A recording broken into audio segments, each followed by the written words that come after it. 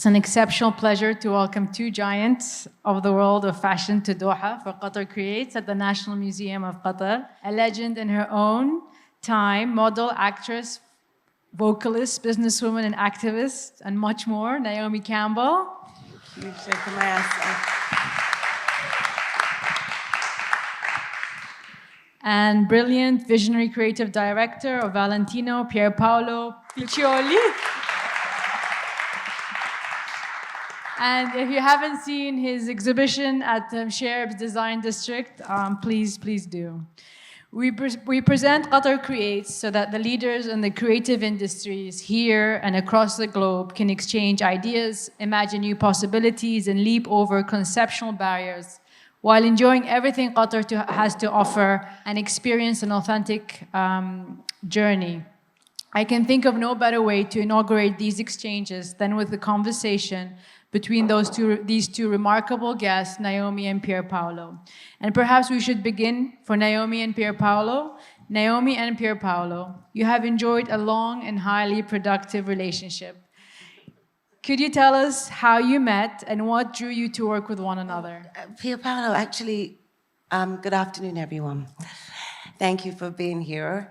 I'm trying to remember, when was the first time that we met? I think we met many years ago when I was working behind the scenes of Valentino. Right, yeah. Ciao a tutti. Yeah. And we met many years ago because we work, like we are 90s. kids, we are kids, but we work since the long 90s, time. yeah. And then we became friends when we standed for same kind of thing together. So yeah, absolutely. we know each other since so long, but when I think it's phenomenal. when you share something, when you share a moment like the one we shared, we shared a special moment. Yeah, absolutely. And that special moment that Pierpaolo is talking about was the Couture 2019, and it really, I don't think I've ever cried on the runway. I did burst into tears because it was so emotional. Because not only does this man sitting next to me on my left, he doesn't say that he's supporting inclusion and diversity. He does it. He walks his talk and takes the action and has been consistently in the action and is someone that we are so proud of and grateful to. And when I looked up at the finale and I saw all the beautiful array of colors of all ethnicity, I just burst into tears because it was just so beautiful to see. And that was a moment because, you know, I always felt that fashion is a language, as art is a language, as music is a language. And I want to, through the clothes, through the beauty of clothes, I want to deliver my values, the values I believe in. That's my job, but that's my job is about delivering a vision of beauty related to the time we're living. And if you don't stand for some values, if you don't deliver values through your clothes, you don't do fashion, you just do clothes. It's a different story. Fashion is more than just clothes. And when I started that collection, actually there was a moment in Italy where there was a new wave of xenophobic violence. And I wanted to stand for that, even personal, because there was something I was living. I tried to cast many models in Paris during ready-to-wear before that couture. And I understood that even agencies didn't get black models, as many as we need in Paris. I felt that I need to work in a different way. Couture is always a discussion. If it's relevant, it's not relevant today. I don't think that you have to change the ritual of couture, because couture is couture because of the ritual. It's supposed to make us dream, and you absolutely do make us dream time and time again. You don't have to change the shapes of couture. You have to change the approach of couture, because couture was meant to be to celebrate the uniqueness and the diversity of every woman when couture was born. But when couture was born, you think couture, you think to the beautiful, say, dusty picture of the past, of the amazing heritage, but any black women. So I started the collection thinking, what if you change just the women wearing that couture, so that kind of grandness of couture, but shifting into something more contemporary kind of beauty and delivering a different idea. So I started casting girls, and I didn't want to go in any kind of exotic couture.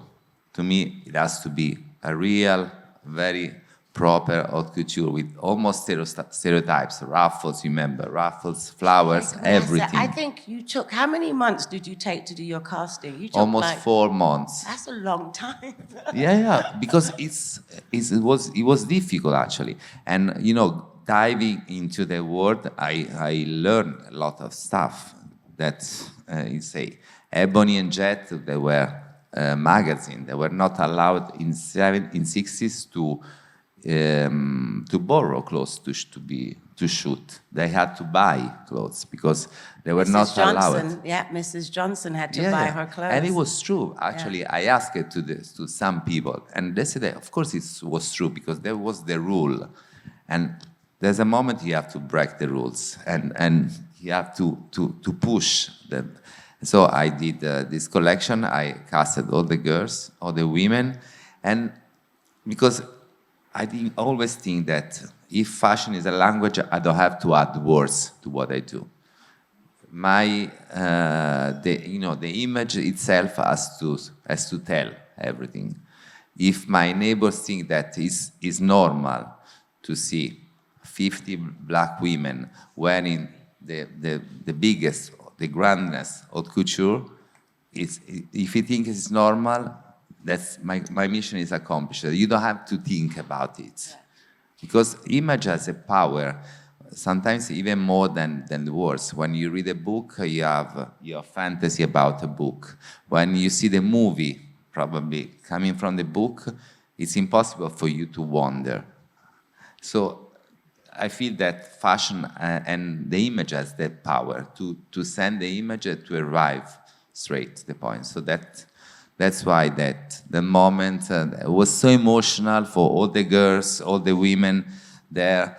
And Naomi just came 2 days before, and I didn't want her to know what I was doing. You sure didn't. You kept that a secret. Yeah. She just came and she started calling everyone in Paris. You should have to come. You have to come. No, it was great that, you know Theaster Gates, Miasza. Yeah. So Theaster did this show that I saw in Miami Art Basel in December, and it was like pictures of like middle-class Black Americans that I'd never seen before, because all I've ever seen coming from England in America is pictures of, you know, like the struggle, the marches with Martin Luther King. So I saw these pictures of like middle-class families, which were a really great exhibition. And I was just like, wow. Then Pierpaolo did this. So then I called Theaster. I was like, where are you? He's like, well, I just landed in Paris from China. I was like, you have to come to the show. No, but it was also, you know, an homage to our common friend Franca Sozzani, because she did the Black issue 10 years before, in 2009, and in Italy actually was not so impressive because the situation was not the same. In London, it was sold out in 48 hours. And so going back to that idea of fashion as something to, as a message to deliver, and as Franca always did, I think that that was a moment very remarkable for all of us, actually, not for me as a designer, but for the culture.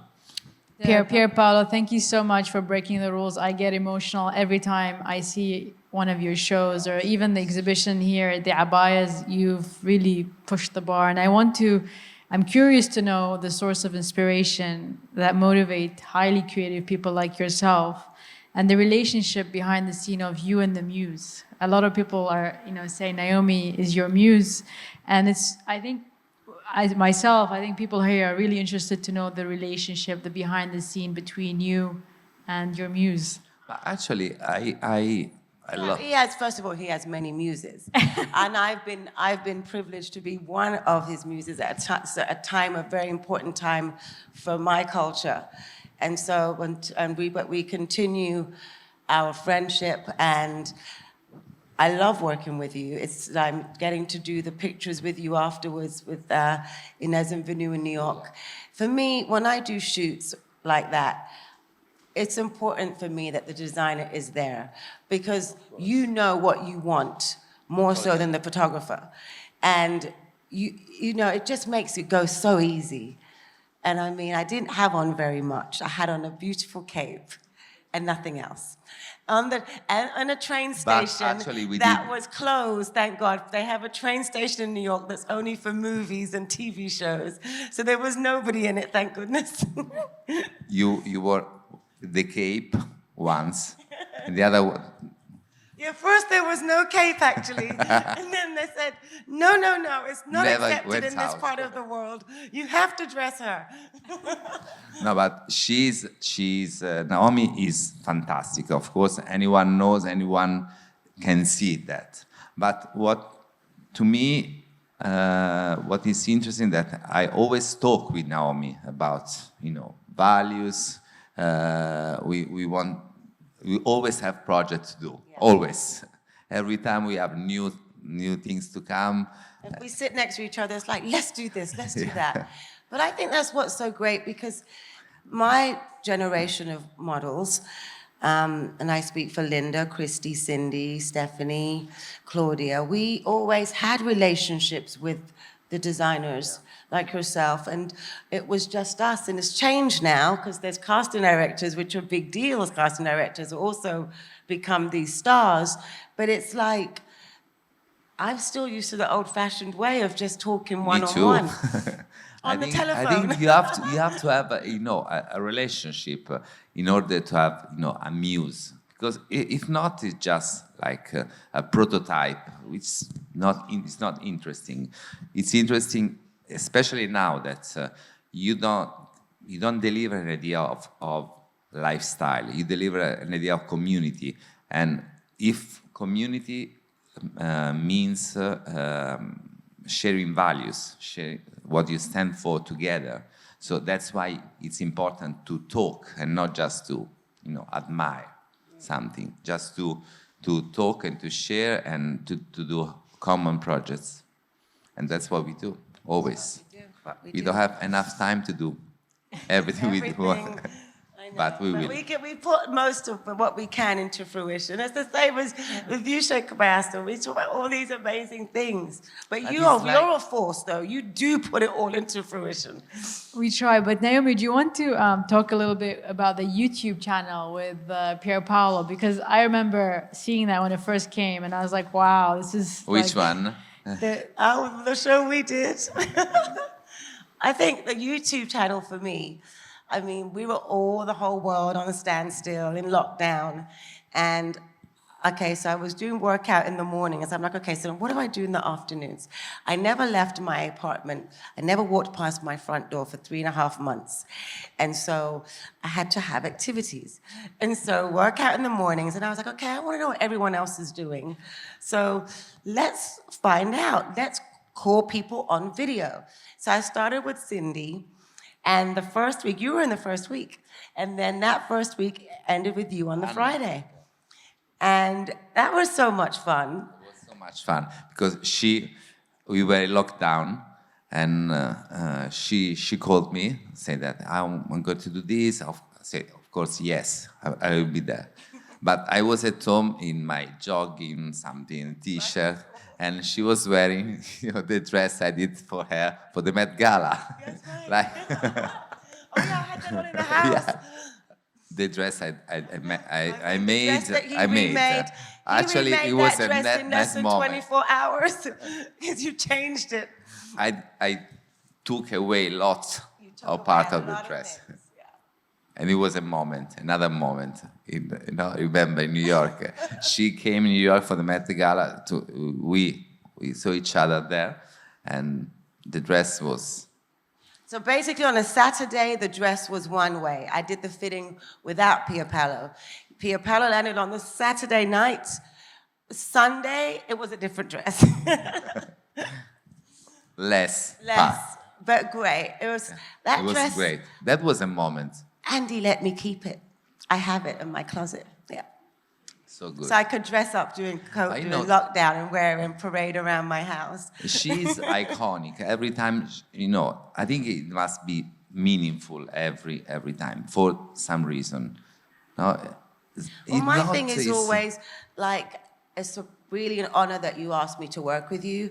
But my thing's like, so what new can I bring to you? What can I do that's new? Because you know me. How can you make me, or how can I translate the story and the vision that, bring it to life, what you're telling me to do? And I love those challenges. And that's why I think I'm still here after 35 years, because I love the creative process of what you do.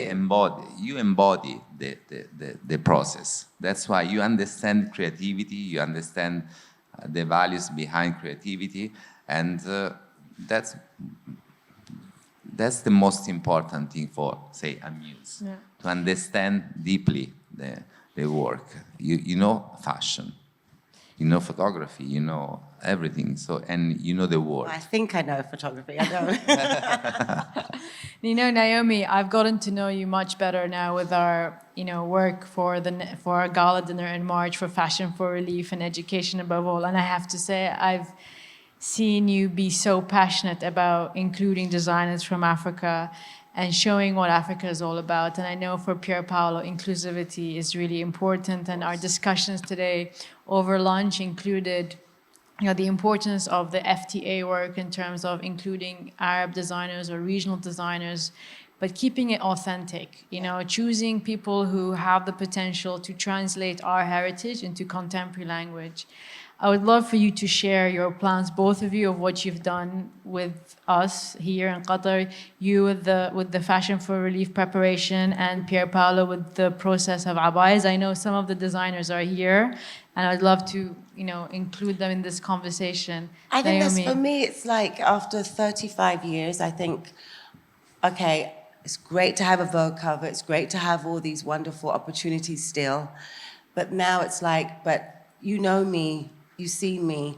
How can I use it to help the next generation? So now for me, when I work, I want to wear the next generation. I want to do things that I can highlight them on my platform, because I've gotten my success and I'm grateful for it, but now you need to share that time. And so getting to work in Africa has been really just a blessing. It's been in two parts.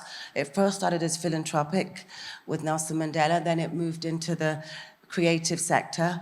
And when I say creative, it's fashion, it's tech, it's art, it's music, and working with these incredible artists. And with the fashion, we brought with us this time, we brought Kenneth Eze, Tebu Magugu, and Bianca Saunders.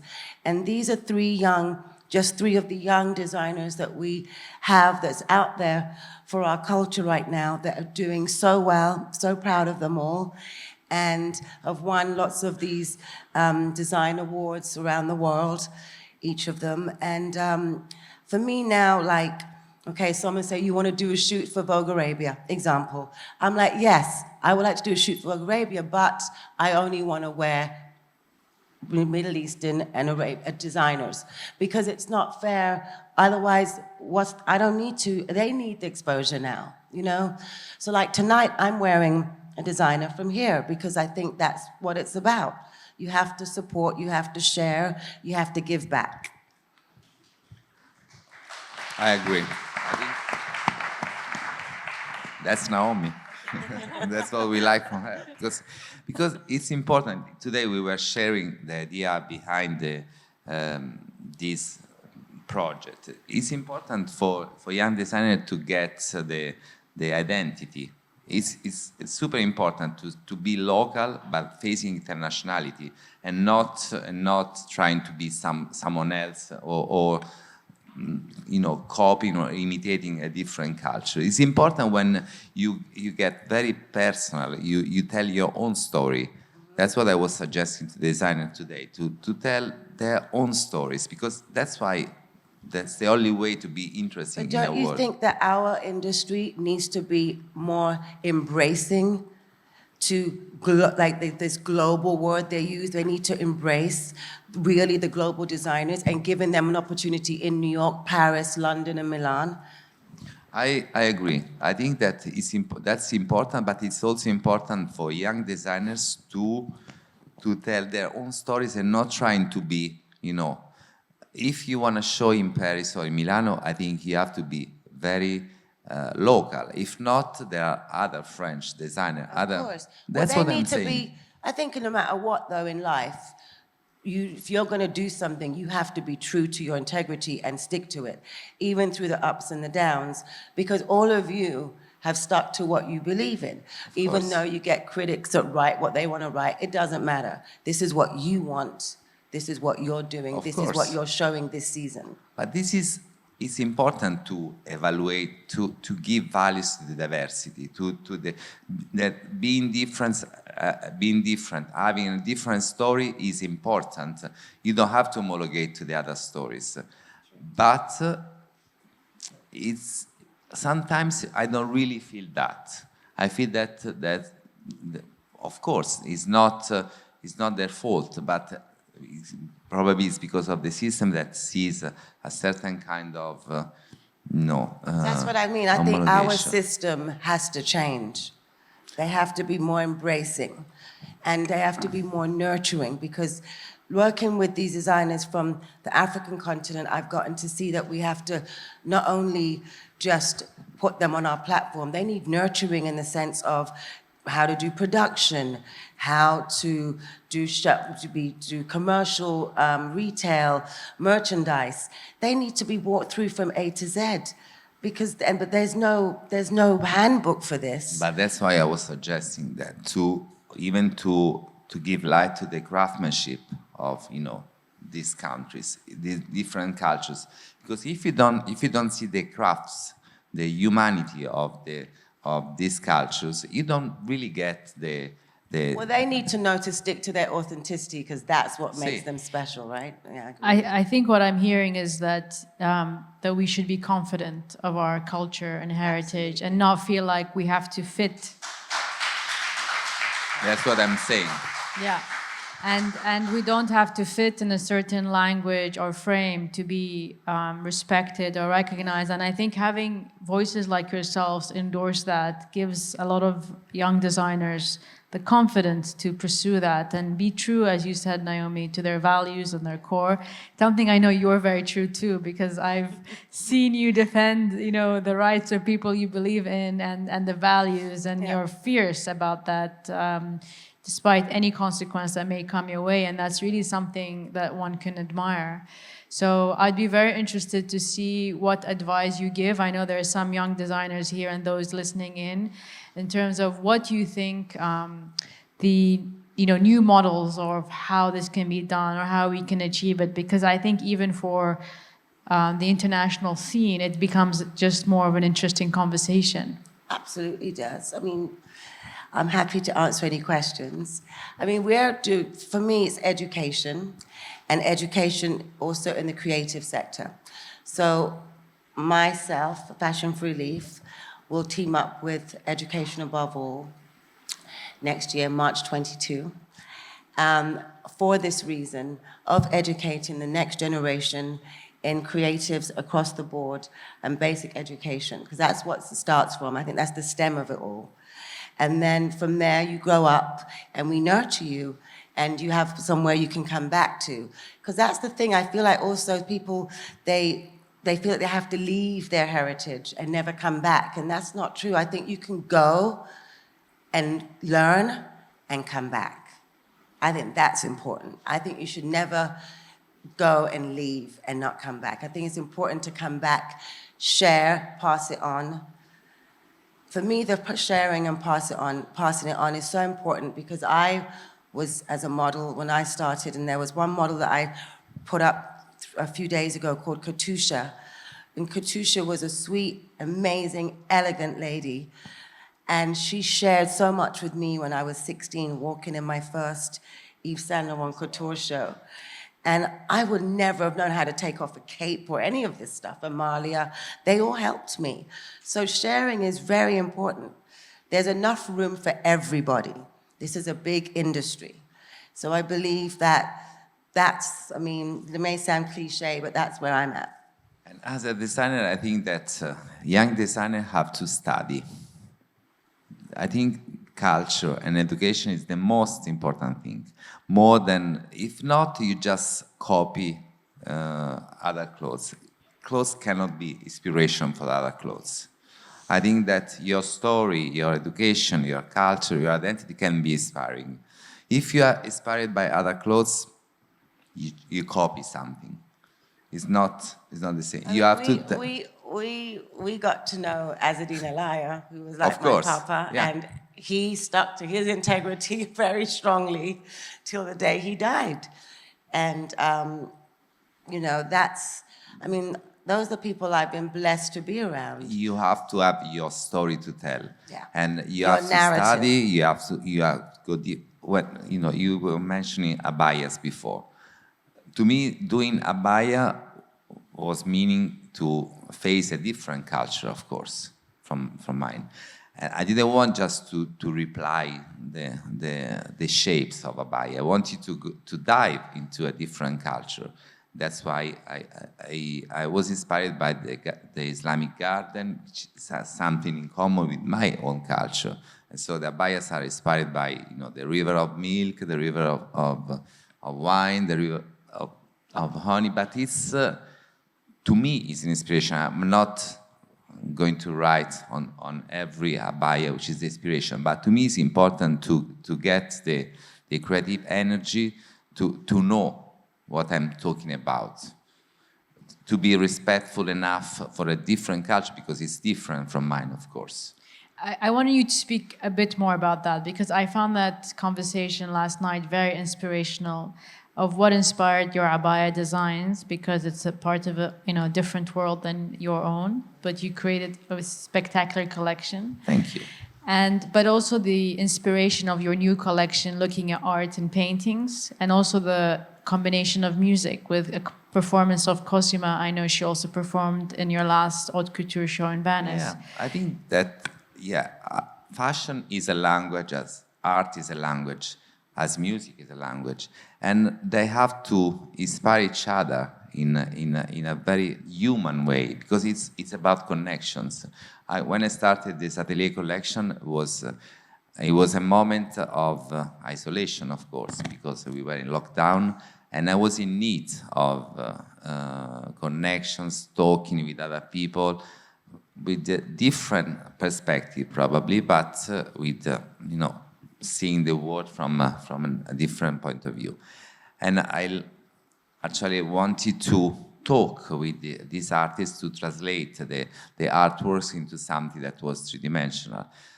So I selected many artists, many living artists, because it was important for me to talk with them, to create a relationship, and not just to keep the surfaces and to put on top of the couture dress.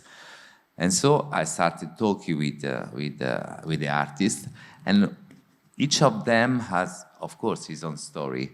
I was telling you yesterday night about Francis Hoffman. He's a Rwanda's guy, and he lives in Italy, and he feels a social responsibility as an artist to tell his story, and he feels that as a language to say what he stands for. But every story is different, and I think it's important, respectful, also to translate the spirit of the artist, not only the surface. That's why you need to go and to dive. That's why you need to create a real human connection, because it's about humanity. Couture is about humanity. The future is about humanity, I feel. It's not. Everyone says that fashion, when fashion is good, is almost art. I think that fashion is fashion and art is a different thing. I don't think that fashion is art. But because they have two different purposes. Art is a urgency, of expression. Art is for art's sake. Fashion has to be related with the body. So the purposes are different, but they can talk one each other. one to the other. They can come together, they can inspire one to the other. And I don't like, actually, when art is used as environment for clothes. I like when they talk to each other, when they inspire each other, when the artists are creating a community. Because this is another thing. Fashion created the idea of lifestyle. A lot of young designers think that being designer means having candles and flowers and drawing even in dresses. Being a designer means that you have something to say, and you have to deliver something. It's a voice. It's a voice, and as a voice, you have to tell your values, and you have to share your voice in a community of people that. I feel like it's a voice more than ever before, like more than ever. Like in the last 5 years, it's like such a strong voice. Yeah. Yeah. I want to ask you each one more question before we hear the voices of our audiences, because I know that we have some Qatari designers, abaya designers here who came to visit you, Pierpaolo, to show you how they approach their process of abaya design. But before we get to that, I want to ask you, Naomi, I know we have a big event tomorrow, a dinner for the Fashion for Relief Gala that's happening in March. And it will be in conjunction with the Virgil Abloh opening figures of speech, an African-American designer. I want you to tell me, what are your plans next year and what goals have you set for Fashion for Relief? I know you're just so passionate and so committed. I've sat with you in many meetings with different people. After our meetings, I feel like I need to take a 1 week vacation because of all the intensity, but it's great energy. And we just keep adding more and more and more things. And I don't know how you do it, but I think it would be great to share part of it with the audience here today. Mayassa, you are, as I said, I've enjoyed our time just working on our years of planning this event next March 22. And just the people we've been meeting and the meetings we've got to share and the phone calls. And it changes all the time because life is changing all the time. But, essentially, like I said, Fashion for Relief is focused on education and young creatives and the young generation, the next generation, and giving them the platform around the world. And Africa is the first continent. It's the continent I feel that has been ignored. It's the continent that I respect their artisan and their culture and their tribes and the way they've done things for so long. And to see a lot of the Western world be influenced by what they were doing and not giving them the credit for it just infuriated me more. So,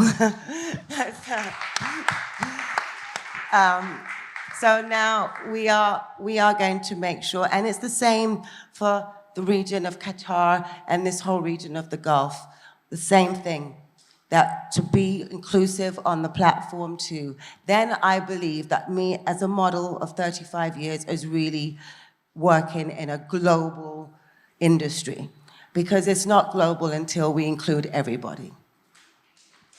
Naomi, I think, could you share a little bit also of the very important role you've just taken as a global ambassador for the Queen's Commonwealth Trust? Because I think that is a credit to your work. So I got given this grown-up role and serving our country and working for our Queen, Elizabeth II, of being the global ambassador of the Queen's Commonwealth Trust. So covering all the countries that are in the Commonwealth. And I believe my first trip starts in January in Kenya. So I will highlight things that are painful and things that are joyful. But I will highlight them just because I need them to be taken notice of and to be addressed and to be taken care of. So I'm looking forward, and it's an honor for me to be serving my country of United Kingdom. So I'm going to attempt this grown-up role. I think I really think Naomi, the queen, chose the best ambassador for this mission and challenge. So good luck. And I really want to visit Africa with you because I am sure we want to experience it very differently. Craftsmanship, Pierpaolo. You've been talking so much about it. I hear it in almost all of our conversations. I always feel you're 10 steps ahead of me, at least. And you know, you're creative genius. And every time we see something, we say, "Oh, I can't do better." And then the next show is even better. So, could you tell us a little bit about the connection of craftsmanship and fashion and museums? I know you go to a lot of museums, and Qatar has invested a lot in museums and collections. And as young designers are here, before we get into the conversation of the abayas, I really want you to express what you expressed to me and others about the importance of education and learning about the history of the arts, the culture, the civilizations. And it's not starting from today, but looking back and understanding how people lived and their craft. Always. I think it's always important to know, to understand very well your roots, to understand very well the cultures, in order to give a real shift. It's always important to, you know, culture is about crafts, of course, but it's about humans. It's also the heritage of humans. Now we have in the atelier a school of culture, because otherwise you will miss the know-how of doing the kind of craft. And you always can do it with human connection, with people that are leaving the atelier after, say, 50 years, 60 years, and they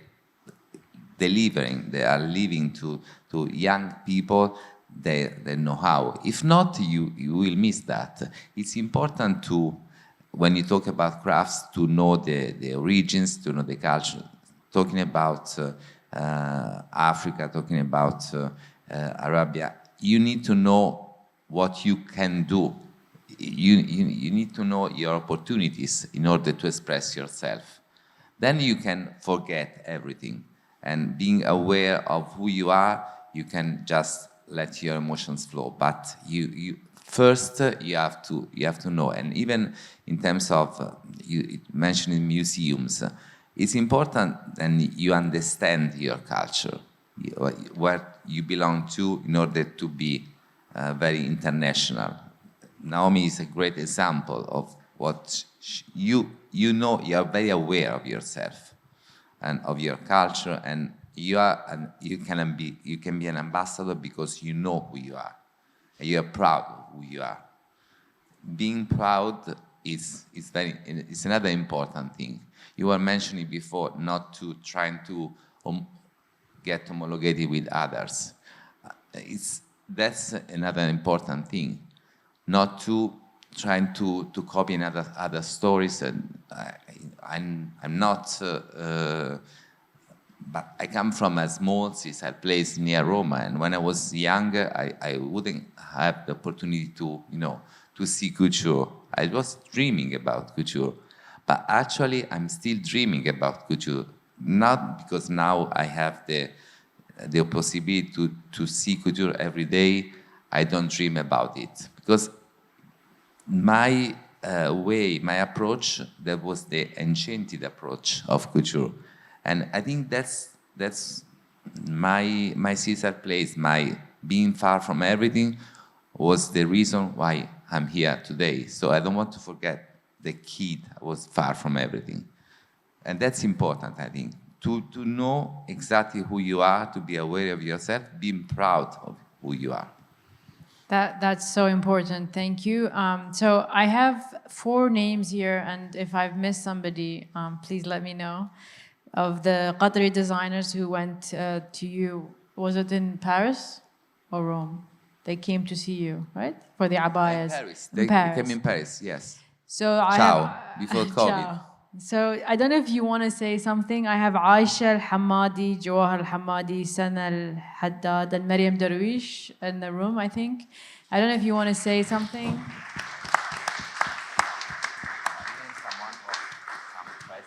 Yeah, or anybody else who wants to ask a question to Pierpaolo or Naomi. We have mics. Hi everyone, this is Johan Hamadi. It's so nice to have you here.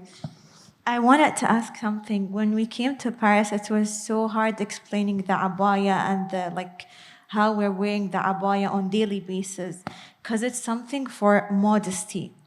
So I wanted to know, was it so hard reaching what you reached here in M7? I haven't seen the collection yet, unfortunately, but was it that hard, or how did you find designing the collection? I was interested in, the shapes of abaya, but also in the meaning of abaya. And the modesty was, of course, part of. So that's why I decided to do embroideries inside rather than outside, and to go into the subtle kind of decoration rather than, big stuff. But I think that's personal, the way you interpret it. Maybe when you will see it, you won't think same thing I thought when I was doing that. But I think that's personal. The sensibility has to be personal. Something that you deliver has to be authentic and honest. And that, for sure, was authentic and honest from my side. The exhibition is at the Design District by appointment. So if you want to go, you just need to make an appointment. Anybody else would like to ask a question? Hello, Mr. Pierpaolo and Naomi. I'm Asma. I'm from Kuwait. I work at a digital magazine founded and managed in Kuwait by Kuwaiti women.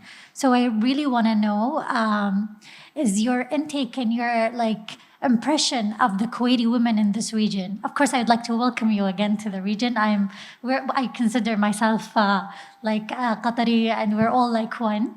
So I want to know your opinion and your intake when you visit the region. What's your intake on the women, and how can Arab women and the GCC women especially be be better represented in the global world through fashion, through media, and through art and everything? I look at this region, the women are extremely elegant. I've always felt that whenever I've come to this region, I want to dress in the same way, as I find it very, very elegant. I think for me, it's including our industry, like I said before, including the region in the platform of being in the global stage of fashion. To me, as we were talking before, freedom is always about choosing to be something. So if you choose something, I respect the choice. Naomi, do you want to tell them how you dress when you go to the souk? I'm covered.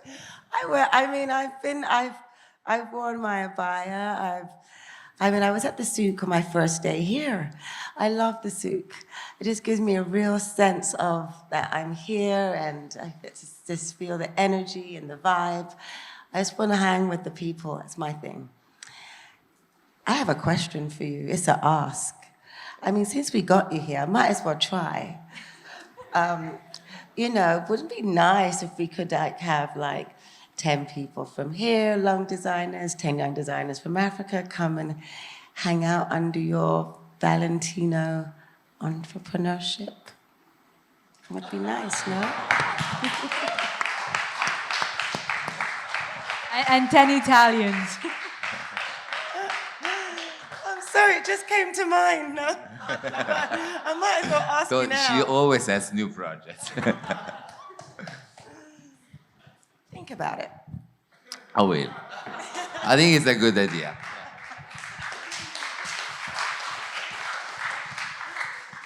So I think we'll give 2 more questions. I think there's a lady there. Hello, my name is Amani, and I'm a jewelry designer from Egypt. Hi. My question is, first of all, welcome, and it's amazing to be with you and be inspired by your work. My question is, Naomi, you mentioned that for the African designers, the way you're bringing in recognition, awareness in your world to these talents. What is it gonna take for Arab designers to be recognized internationally, where I can stick to my identity and be who I am, yet be admired on an international platform? For me, it's the same thing. That's why I'm here in Qatar, because it's the same thing. What we do is taking the same principles that I do in the continent of Africa, and I'm doing the same thing here. And that's what Sheikha Al-Mayassa has done this whole week of initiatives, because you need to be seen and heard. And you have not been seen and heard for so many decades, it's disrespectful. So now this is why we're here. So we are coming to you because we know out on a whole that we have ignored your industry and your platform here. And so now this is why we're here, because we need to pick it up and bring attention to what you do and highlight all of you and the work that you do in the creative sector. Did you hear that? They came here for you. Thank you. did. Thank you. And Thank you. this is why, as Pierpaolo has been saying all morning in the jury with other jury members, be authentic, be true to yourselves, because that's the confidence that they will care about, and that's what they will take with them. We cannot say anything about tonight, and We the cannot. jury today, but. I'll take one more question because I know Naomi and Pierpaolo have to move on, and we have our gala dinner tonight. So just the lady in the back. My name is Mariam Al-Darwish. I'm a Qatari fashion designer. I'm one of the designers who went to Paris with the girls, with the other designers as well, to give more background of the abayas and our culture. So my question is, how helpful was it for us to talk more about our culture and explaining the abaya designs and all of that? How helpful was it, and what was your challenge to create the collection that you have created? So yeah, these are The biggest challenge, of course, was to have an approach with something that is far from my words. And so I had to understand, I had to dive into a different culture. That's what I was saying, not just to replicate a shape, because replicating a shape and choosing a color and an embroidery, it's fine for a designer. It should be fine. But to me, it was more important to understand and to approach the abaya as a sign of a word that for me was pretty unknown. You mean a functionality, right? How people use it. Why? And so I had to go into the culture in order to understand. And looking for something that could be inspiring for my culture, because I didn't want just to play with the shapes. I wanted to keep the shape because of its dignity as a shape and its meaning in this culture. So I wanted to keep the shape melting with my culture of couture, with the people that are working with me, with my team. And so that was a challenge, but I think that it was interesting because as it is part of, I wanted the abayas collection to be kind of part of the Venice collection, this atelier, because it's presented with it. So in a way, they are not, of course, they represent a different culture and they're specific for this culture, but they're not like a different word from this atelier. And that was important to create a sort of bridge between my word, my culture, my vision, and the word I was representing. I was trying to understand and respect in a way. I think what I hear that is the importance of process. For him, the process of understanding why we wear the abaya and how it was important. And that's what he's saying to young designers. Do your research and technique and process. Because the outcome, his creativity, he doesn't need help in the creative part. It was more the understanding of why we wear the abaya, how we use it. So your visit in Paris was very important. So thank you. I'm going to allow for one more question from a man, if a man wishes to ask. Go ahead.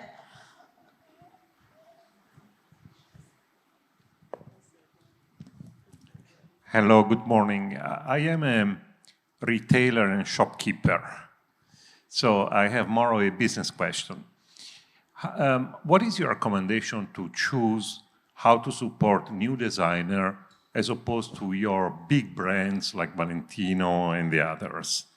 What should be the balance we strike between supporting creativity and the new upcoming designer and the big established brands? For me?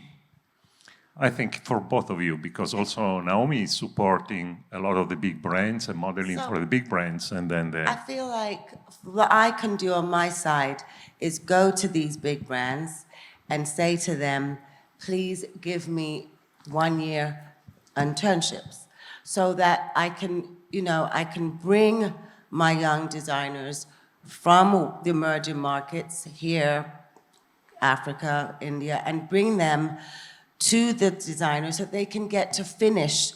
They've started their craft, but they can only go so far. So we need them to get to be working with the professional machinery. We need them to know how it all works, how the nuts and bolts will come together. And they can only find that if they travel. So we have to bring them out of their culture for them to learn really, they're like finishing school, you would call it, I guess, but with the brands. So we need those brands. So we need those brands to be more open into accepting these young creatives and guiding them in the start of their future, basically. I believe in the talent, actually. I feel that you don't have to, in order to support young designer, you have to select the real talents. Because this word, we never mentioned about talent. And talent is a condition to do this job. You don't have to be good with everyone. You have to support the one you believe in. I really can't talk, but okay. If you select 10 people, you don't believe in any one of them.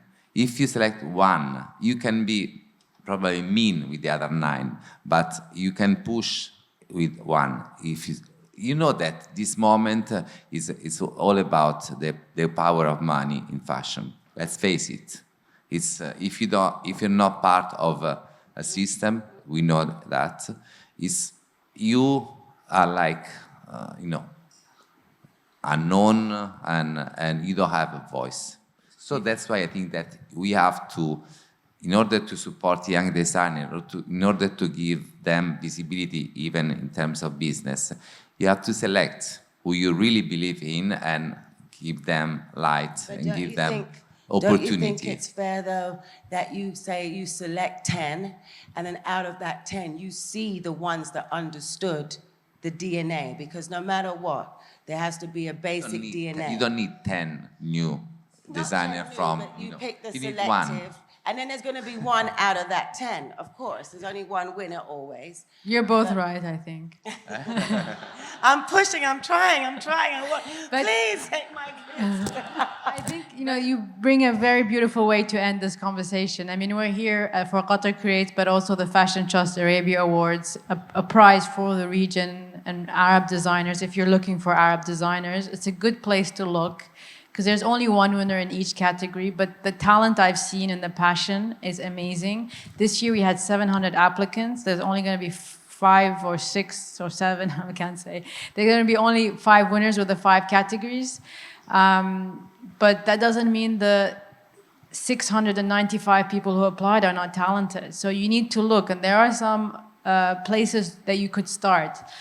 One of my biggest criticism of here, for example, and the region, there's so many international brands in shopping malls, local shopping malls, but very, very little local designers. I keep telling them, support the local talent. How else will they be supported if you don't back them up? And we do have talent. They just need the support of the businessmen like you. So I hope to see more local designers in our shopping malls here. Because otherwise it's like, why'd you go to a shopping mall here if you see the same designers you'll see in London and Paris and New York and Shanghai? It gets boring. And we do have talent. So support is really important. And do you want to say something before we end? No, this is No, so she was brilliant. not with us Thank you this so morning. much for having me. No, thank you both very much for making time, and I hope you enjoyed this conversation. Thank you. Thank you.